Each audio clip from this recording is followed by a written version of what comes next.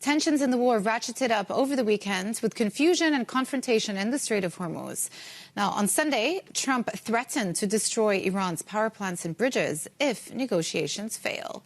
I'm joined now by Onur and Bloomberg's managing editor for the Middle East and North Africa. I guess, the number one question for this week is, are they actually going to meet in Islamabad, the U.S. side with the Iranian side?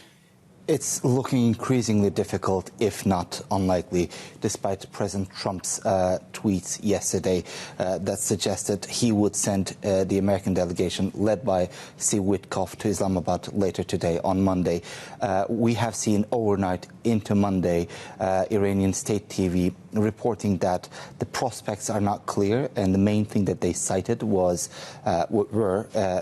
primarily what they described as excessive U.S. demands, as well as the naval blockade. And as we know, that naval blockade has been the main reason behind the chaos that erupted and unfolded at Hormuz over the weekend. Yeah. We have seen Iranians roll back their decision to reopen the strait less than 24 hours after they they said that they would allow passage of maritime traffic through the waterway. And the bottom line of what they have been saying is that if Iran cannot send its ships through the waterway, then nobody else can. Yeah, and at the same time, of course, the longer this goes on for, the more the world, the region are going to feel the economic impacts. Of note this morning, the Wall Street Journal reporting that there had been some conversations on the sidelines of the IMF last week between the UAE Central Bank and U.S. Treasury officials with Scott Bessent about the possibility of opening up a swap line should the war continue for longer. I mean, how should we read this? Because we know that the UAE are sitting on hundreds and billions in dollars of reserves. That's correct. I think what's important to note there is the fact that this was, according to the Wall Street Journal, was a precautionary request, or more like an exploratory conversation between the Emirati officials and Scott Bessent.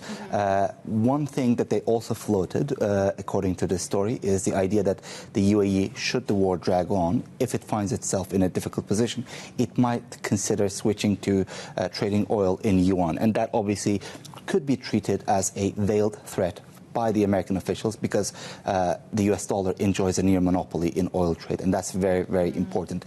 The second thing to note is that this conversation took between the UAE Central Bank governor, apparently, and Scott Bessent, and that leaves unanswered the question of who would be the counterparty to such a transaction. Normally, U.S. Federal Reserve likes to prioritize G10 countries, with some notable exceptions in recent years, for countries that have deep ties to U.S. financial markets. But on the other hand, we know that the U.S. Treasury also has a mechanism that allows it to extend such lifelines in times of necessity, with the most notable exception being Argentina in recent times. But as you said, this just highlights the concern that should the war drag on, it might put added pressure on the regional countries. And of course, I should just emphasize that as per Wall Street Journal reporting. Onur, thank you so much.